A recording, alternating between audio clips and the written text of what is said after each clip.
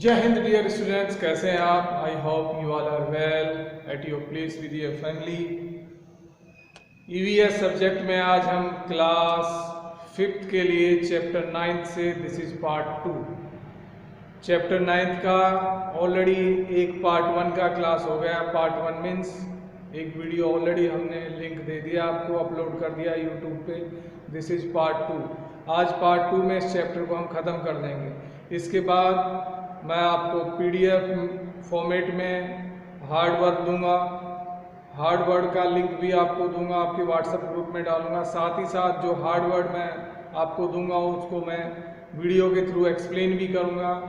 साथ ही साथ मैं आपको सॉल्यूशन शीट भी भेज रहा हूं, जिसमें कुछ क्वेश्चंस मैंने सॉल्व करके भेजे, बाकी आपको करना है। हार्ड वर्ड और सॉल्यूशन शीट में जो जितने भी क्वेश्चन आंसर हैं, साथ ही साथ जो बचे हुए क्वेश्चन आंसर्स हैं आपकी बुक में, वो सारे के सारे आपको अपनी ईवीएस का जो नोटबुक है, फेयर नोटबुक, उसमें करना है, neat and clean hand writing में।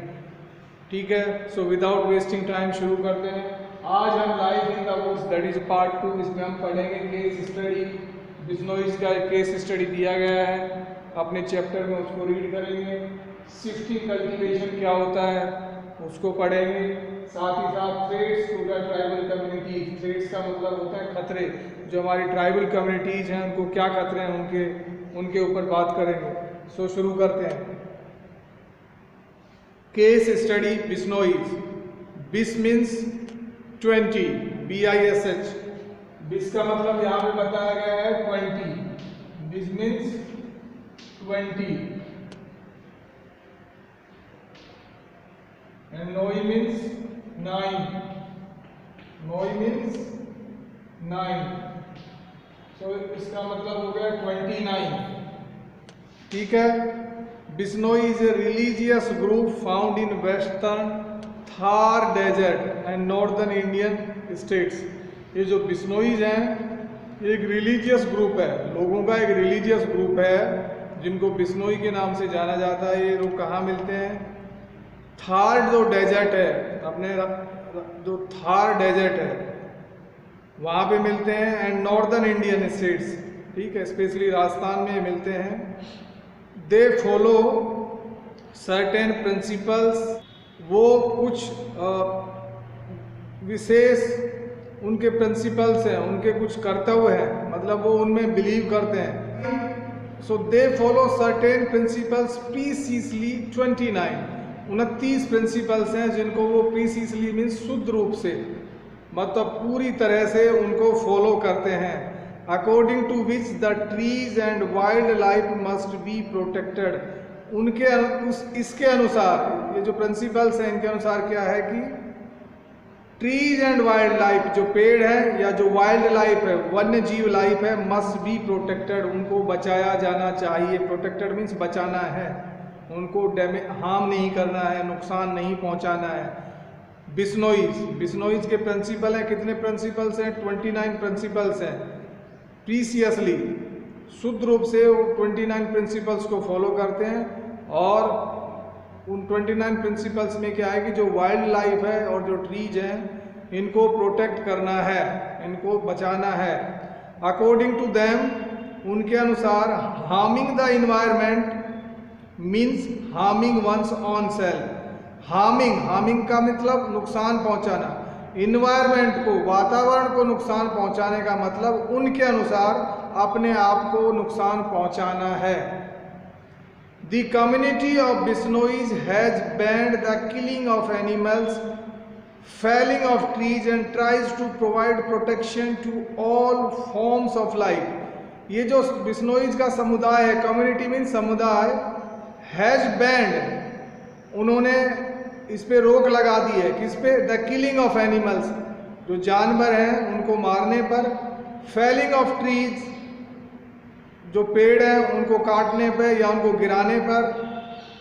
And tries to provide protection to all forms of life, और प्रोटेक्शन मीन्स सुरक्षा देना, कोशिश करते हैं कि जो जंगल से रिलेटेड जो लाइफ है चाहे किस भी फॉर्म में हो, उसको सुरक्षा प्रदान करना ही उनका ध्येय है, उनका कर्तव्य है।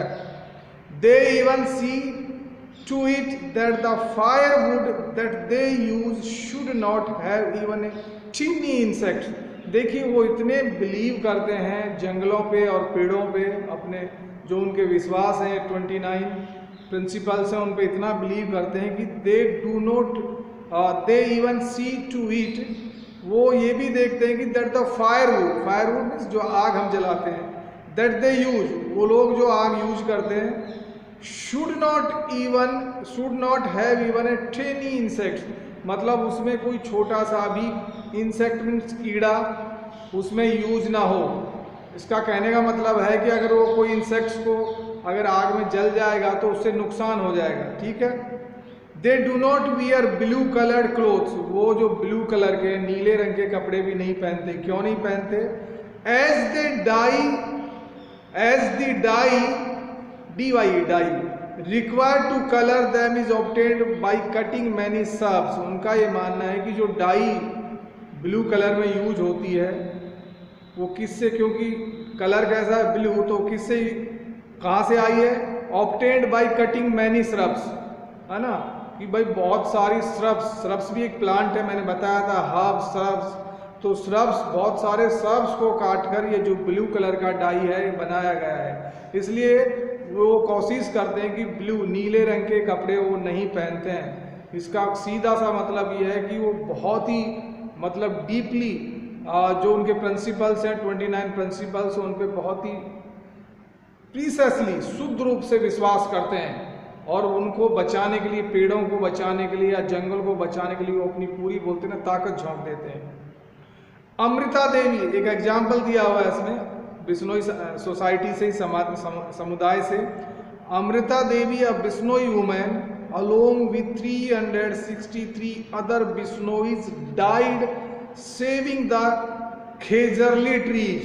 भाई एक नाम है जो अमृता देवी और उनके साथ 363 बाकी बिश्नोई वो मतलब सेक्रीफाइस कर गए, उन्होंने अपनी लाइफ सेक्रीफाइस कर दी। किसके लिए? खेजरली ट्रीज को बचाने के लिए। खेजरली जो पेड़ हैं उनको बचाने के लिए जो अमृता देवी है उन्होंने 363 अदर बिश्नोईज के साथ अपने आप को न्यौछावर कर दिया। दे अपोज द किंग्स मैन, उन्होंने क्या किया? खिलाफत की। किसके खिलाफ? अपोज मीन्स खिलाफत। द किंग्स मैन, जो राजा के लोग वहां पे आए, किस लिए आए? Who had come to cut the trees, वो लोग पेड़ों को काटने के लिए आए थे, तो उनकी उन्होंने खिलाफत की, अपोज किया।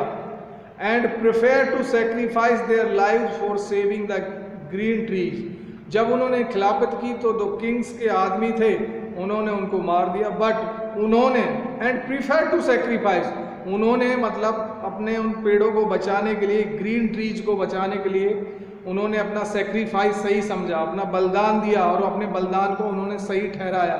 मतलब उन्होंने खेजरली जो ट्रीज थे या जो ग्रीन ट्रीज थे उनको बचाने के लिए जो राजा के द्वारा भेजे गए लोग थे उनका अपोज किया, उनके खिलाफ उन्होंने लड़ाई लड़ी और उन्होंने अपने प्राण न्यौछावर कर दिए, जिसको बोलते हैं सेक्रीफाइस करना। और उन्होंने अपने आप को ठीक समझा कि हमारा सेक्रीफाइस करना इनके लिए ठीक है। बात करते हैं shifting cultivation. Shifting cultivation, cultivation का मतलब होता है खेती करना। शिफ्टिंग का मतलब होता है एक जगह से दूसरी जगह पे खेती करना।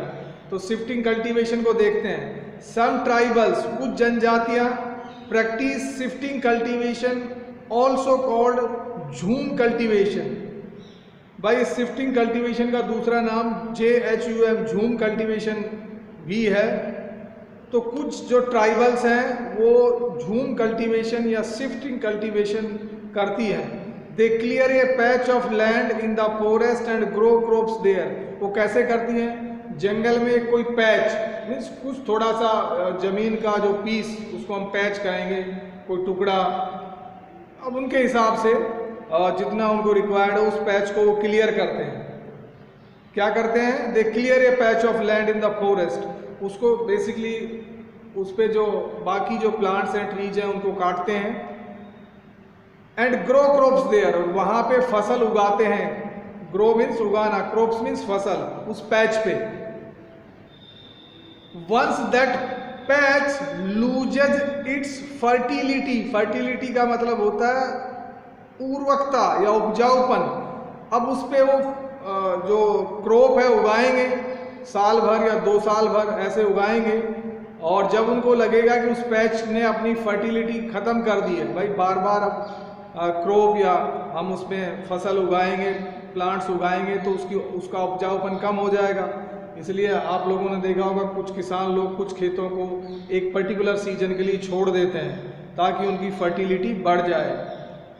तो जब उनको लगता था कि इस पैच की फर्टिलिटी कम होगी, once that patch loses its fertility they move to another patch of land, वो उस पैच को छोड़ देते थे और दूसरा पैच बना लेते, दूसरी जगह जाके दूसरा पैच बना लेते थे।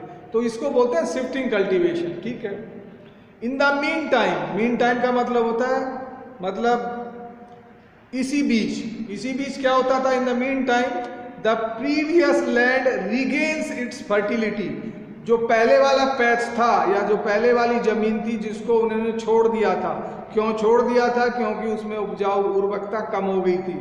तो इसी बीच the previous land regains the fertility, regains का मतलब होता है पुनः प्राप्त करना। तो इसी दौरान, किस दौरान, जब वो दूसरे पैच पे खेती करें तो पहले वाला पैच पे अपनी फर्टिलिटी को, अपना उपजाऊपन को वापस रिगेन कर लेते थे, पुनः प्राप्त कर लेता था, ठीक है। उसको साल 2 साल भर के लिए उन्होंने छोड़ दिया तो उसने अपनी फर्टिलिटी पुनः प्राप्त कर ली, फिर से वापस उस पर आ जाएंगे, ठीक है। And vegetation grows on it's again, फिर वापस आके उस पर वेजिटेशन, जो पेड़ पौधे या जो भी फसल है उस पर फिर से वो उगाते हैं। Some other tribals practice slash and burn method, कुछ दूसरी जनजातियां हैं, ट्राइबल्स में जनजातियां, वो दूसरे तरीके अपनाते हैं जिसको हम बोलते हैं slash and burn method. Slash का मतलब होता है एक तरह से काटना, SLASH, मतलब काटना, और बर्न मीन्स होता है जलाना। तो ये लोग काटना और जलाने वाला जो तरीका है उसको अपनाते हैं। They cut and burn trees in a particular patch of land, ये भी एक पर्टिकुलर एरिया में या एक पैच में जहाँ पे उनको खेती करना है उसमें पहले उनको काटते हैं, उसके बाद उनको जला देते हैं। किसको? जो प्लांट्स वहाँ पे ऑलरेडी उगे हुए हैं, unwanted. The ashes, ashes means राख, mix with the soil and increase the fertility of soil to grow rice. अब ये क्या करते हैं, उनका मानना है कि जो राख है वो मिट्टी में मिक्स हो जाता है, मिट्टी में मिक्स होके increase the fertility, increase means बढ़ाना, फर्टिलिटी मीन्स उर्वरकता, उपजाऊपन, of soil to grow rice, मिट्टी का उपजाऊपन बढ़ा देता है। कौन सा? वो राख, जो उन्होंने राख बना दी, पेड़ों को काट कर उनको जला के जो राख बनी, उस राख ने उस मिट्टी की उर्वरकता, फर्टिलिटी बढ़ा दी टू ग्रो राइस, उसके बाद वो उसमें राइस ग्रो करते हैं। This method has an adverse effect on the environment. अब ये जो तरीका है, एडवर्स का मतलब होता है विपरीत, उल्टा इफेक्ट है वातावरण पे, एनवायरमेंट मीन्स वातावरण पे। क्यों उल्टा इफेक्ट है? It is causes deforestation leading to natural calamities like floods, landslides, soil erosion etcetera. भाई ये जो तरीका है एनवायरमेंट पे विपरीत प्रभाव डालता है, एडवर्स इफेक्ट डालता है। क्यों? It is causes deforestation, deforestation का मतलब होता है जंगलों को काटना, क्योंकि इससे डिफॉरेस्टेशन हो रहा है, जंगलों की कटाई हो रही है। उससे क्या होगा? Leading to natural calamities. अब नेचुरल कामिटीज होती है, नेचुरल मीन्स प्राकृतिक, कामिटीज होती है संकट, जो नेचुरल कामिटीज आ जाती है। कौन कौन से? लाइक फ्लड्स, फ्लड्स का मतलब होता है बाढ़, बाढ़ भी नेचुरल कामिटीज है, हमारे हाथ में तो है नहीं भाई। काफ़ी सारी बारिश हुई, अब बहुत सारा पानी भर गया, पानी होने से क्या हुआ? पेड़ काट लिए गए, पेड़ काटने से जब पानी बहेगा तो डिफॉरेस्टेशन हो जाएगा, है ना, ठीक है। और बेसिकली वो मिट्टी है वो, हाँ, एक जगह से सोल एरोजन जिसको बोलते हैं, सोल एरोजन मीन्स मिट्टी का कटाव हो जाएगा। एंड लैंडस्लाइड्स, लैंडस्लाइड्स का मतलब होता है भूस्खलन, LANDSLIDES, मैं इसको हार्ड वर्ड में दूंगा, लैंडस्लाइड, भूस्खलन मतलब मिट्टी का गिर जाना, ढह जाना, उसी को बोलते हैं लैंडस्लाइड, ठीक है। तो जब डिफॉरेस्टेशन हो जाएगा तो नेचुरल कामिटीज, प्राकृतिक संकटें, प्राकृतिक आपदाएं आ जाएंगी, जैसे फ्लड्स, बाढ़, जैसे लैंडस्लाइड, भूस्खलन, और जैसे सोल इरोजन, मिट्टी का कटना। अब हम बात करते हैं threats to tribal communities. Threats का मतलब होता है संकट, खतरा। किनको? ट्राइबल कम्युनिटीज, जो जनजातियां हैं उनको क्या खतरे हैं उनको देखते हैं। रैपिड अर्बनाइजेशन, रैपिड का मतलब होता है तेजी से, अर्बनाइजेशन का मतलब होता है शहरीकरण, मतलब गांव से लोग जो शहरों में शिफ्ट हो रहे हैं उसको बोलते हैं अर्बनाइजेशन, शहरीकरण। Is a big threat to the tribal communities as forest are their dwelling places. By dwelling places, जो ये जो कम्युनिटीज हैं, ट्राइबल कम्युनिटीज हैं या ट्राइबल जो जनजातियां हैं, ट्राइबल को जनजातियां ही बोलते हैं, ये जो लोग हैं ये जंगलों में रहते हैं। अब जब रैपिड अर्बनाइजेशन हो रहा है, शहरीकरण हो रहा है, तो ये शहरीकरण सबसे बड़ा खतरा है इन जनजातियों को। क्यों? As forest are their dwelling places, क्योंकि उनका जो ड्वेलिंग प्लेसेस है, निवास स्थान है, वो क्या है? जंगल है। क्या है? जंगल है। The forest are cut down to set up industries. भाई जंगलों को काटा जा रहा है किसके लिए? To set up industries. Industries होते हैं उद्योग धंधे, बड़ी बड़ी फैक्ट्रियां या उद्योग धंधों को लगाने के लिए जंगलों को काटा जा रहा है। The tribals have to evacuate the place or are prohibited from using that area। जो ट्राइबल्स हैं, evacuate का मतलब होता है खाली करना। The tribals have to evacuate the place, भाई या तो वो उस प्लेस को खाली करें। दूसरा, और are prohibited from using that area. Prohibited का मतलब होता है वर्जित करना, निषेध कर देना, और उनको कहा जाता है कि आप इस एरिया को यूज नहीं करोगे। ठीक है। They can not use the produce of that land, वो उस एरिया की जो जमीन है उसके प्रोड्यूस, जो उससे उत्पादन हो रहा है, उसको वो यूज नहीं कर सकते हैं। तो ये उनको थ्रेट हो गया, क्योंकि ट्राइबल्स को तो जंगल ही सब कुछ है, पेड़ ही सब कुछ है। वो उनका सोना, उनकी जो डेली लाइफ की दिनचर्या होती है, खाना, कपड़े, सब कहाँ से आ रहे हैं? जंगल से। मेडिसिन कहाँ से आ रही? जंगल। जंगल ही उनका घर है। अब जब जंगल नहीं रहेंगे तो उनको थ्रेट्स हो गया, उनको खतरा हो गया। ठीक है। और जंगल क्यों नहीं रहेंगे? अर्बनाइजेशन के कारण हो गए, शहरीकरण। जब शहर बड़े होते जा रहे हैं, बड़े होते जा रहे हैं, इंडस्ट्रीज लग रही हैं, फैक्ट्रियाँ लग रही हैं, तो सॉरी जंगलों को कट करके ही तो फैक्ट्रियाँ बनेंगी, अदरवाइज ज़मीन कहाँ से आएगी? So government of India has declared some areas as protected areas. हमारी सरकार जो है उसने डिक्लेयर्ड मीन्स डिक्लेयर कर देना, some areas as protected area, कुछ एरिया को हमारे भारत सरकार ने प्रोटेक्टेड एरिया बना दिया कि मतलब उस एरिया को कोई डिस्टर्ब नहीं करेगा, वो एरिया प्रोटेक्टेड है। ठीक है। दे इंक्लूड रिजर्व्ड फॉरेस्ट, आरक्षित। रिजर्व्ड का मतलब होता है आरक्षित। दे इंक्लूड रिजर्व्ड फॉरेस्ट, जैसे आरक्षित जंगल, national parks and wildlife sanctuaries. जैसे ये जो चीज़ है, दे इंक्लूड, भारत सरकार ने जैसे reserved forest, national parks and wildlife centuries, wild life sanctuaries को जिस नाम ने बोला वन्य जीव अभ्यारण्य, इन सब को गवर्नमेंट इंडिया ने प्रोटेक्टेड एरिया घोषित कर दिया कि भाई इन एरियो को कोई डिस्टर्ब नहीं करेगा। Cutting trees and hunting animals is prohibited in these areas. पेड़ों को काटना, जानवरों का शिकार करना इन एरियो के अंदर पूरी तरह प्रोहिबिटेड है, निषेध है, मतलब कतई उसकी आज्ञा नहीं है। अगर किसी ने ऐसा किया तो वो कानून के खिलाफ उसके ऊपर कार्रवाई की जाएगी, उसने नियम तोड़ा है। Such areas are known as biosphere reserves. ऐसे एरियो को बायोस्फीयर रिजर्व भी कहा जाता है। बायोस्फीयर का मतलब होता है जी मंडल, है ना, biosphere reserve. They help in maintaining the ecosystem and in conserving natural diversity. ये जो बायोस्फीयर रिजर्व्स हैं, ये जी मंडल एरियाज हैं, ये सहायता करते हैं मेंटेनिंग द इकोसिस्टम। इकोसिस्टम को हमने पिछली क्लास में बात की थी कि इकोसिस्टम क्या है, मतलब जो हमारा ये पूरा वायुमंडल है या जो हमारा वातावरण है, कोई चीज़ अगर इसको सपोर्ट करती है तो वो एक तरह से हो गया इको फ्रेंडली, इकोसिस्टम में आती है। सो ये जो बायोस्फीयर रिजर्व हैं ये में हेल्प करते हैं इकोसिस्टम मेंटेन करने में and in conserving natural diversity. Conserving का मतलब होता है सुरक्षित रखना, नेचुरल मीन्स प्राकृतिक, डाइवर्सिटी मीन्स विविधता, मतलब जो हमारी प्राकृतिक विविधता है कि भाई प्रकृति में अनेक चीज़ें हैं, पेड़ हैं, अनेक तरह के पेड़ हैं, अनेक तरह के श्रब्स हैं, हर्ब्स हैं, हिल्स हैं, फॉरेस्ट हैं, तो ये एक डाइवर्सिटी है हमारी प्रकृति में, एक विविधता है। ऐसा नहीं कि सब जगह एक जैसे खेत हैं या सब जगह एक जैसा ही है। हम कहीं पे जाते हैं तो वहाँ कहीं पे हमें नदियाँ मिलती हैं, कहीं पे हमें पौंड मिलते हैं, कहीं पे हमें पेड़ मिलते हैं, और बहुत अच्छा लगता है जब हम इस विविधता को, इस डाइवर्सिटी को, नेचुरल जो डाइवर्सिटी हम देखते हैं, हम बहुत अच्छा लगता है। कई बार तो ऐसे स्थानों पर हम पिकनिक भी जाते हैं, सो ये तभी बचा रहेगा जब हम इनको डिस्टर्ब नहीं करेंगे।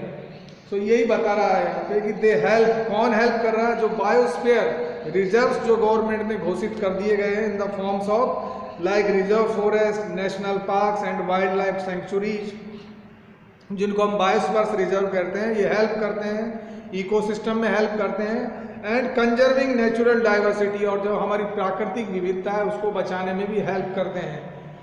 अब हम बात करते हैं कुछ वाइल्ड लाइफ पार्क्स या सेंचुरीज हैं, वो किस स्टेट में हैं और उसमें कौन से एनिमल हैं।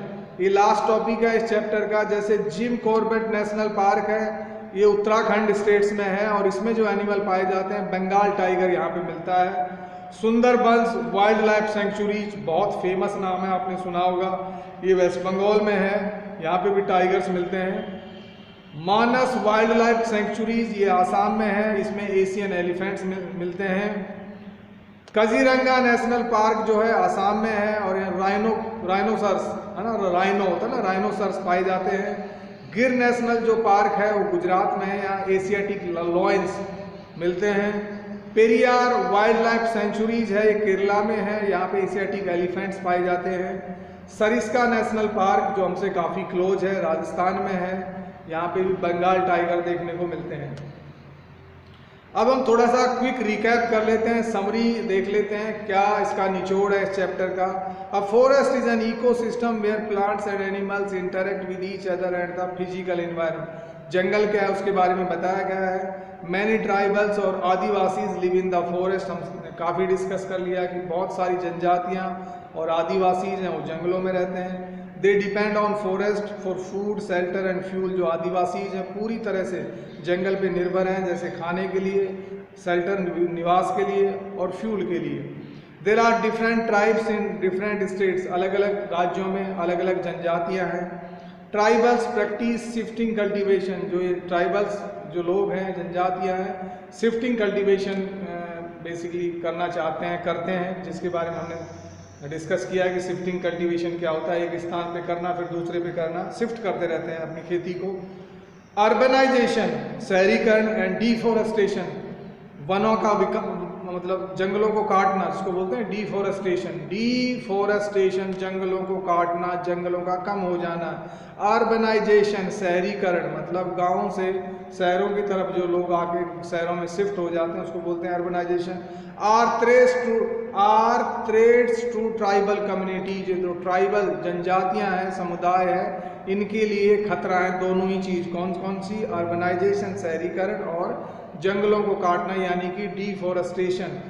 Finally biosphere reserves maintain the ecosystem, जो बायोस्फीयर है वो क्या करते हैं, जो हमारा इकोसिस्टम है उसको मेंटेन करने में हेल्प करते हैं। So that's all dear students, हमारा ये चैप्टर यहाँ पे ख़त्म हो गया है। अब मैं आपको क्वेश्चंस और आंसर आपके ग्रुप में PDF फॉर्मेट में भेजूंगा, साथ ही साथ मैं आपकी हार्ड वर्ड भी आपको PDF फॉर्मेट में भेजूंगा। हार्ड वर्ड पे मैं वीडियो भी बनाऊंगा। All of you please go through this video carefully, और जब आप वीडियो देखते हैं हाथ में पेन रखें और नोटबुक रखें, जो इम्पोर्टेंट टॉपिक्स हैं, जो वर्ड्स हैं, उनको नोट डाउन करें, ठीक है। टाइम को वेस्ट नहीं करना है, अपनी सेहत का ध्यान रखना है, और डिसिप्लिन वे से, अनुशासित तरीके से घर पे रहना है, अपने पेरेंट्स की बातों को ओबे करना है और हेल्थी फूड खाना है। That's all in today's class. See you in the next class. Have a great day dear students.